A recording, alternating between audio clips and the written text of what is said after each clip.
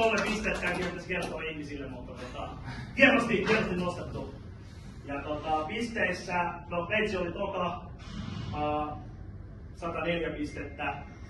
Ja Aku Valakkonen tiukasti voittoon, 105,33 pistettä.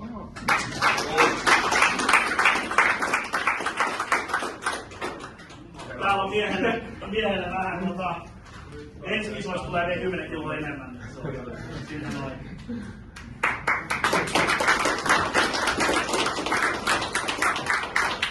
Ja maksimi oli tosiaan sama järjestys, 3 kovinta oli tossa, mutta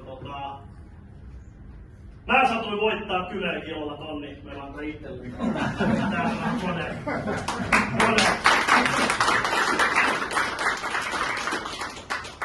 Mut joo, tiukka setti ja katsotaan jos ensi vuonna saataisiin vähän enemmän. Ehkä tää on tämmönen hyvä oven avaus, että saadaan tässä tuossa semmonen kiva jouluperinne. Oli mun mielestä kiva nostaa ja ainakin mun mielestä oli hyvä linja. Kiitos Kaille. Oli mahtavaa, että pääsit paikalle ja oli mun mielestä hyvä tuomilinja.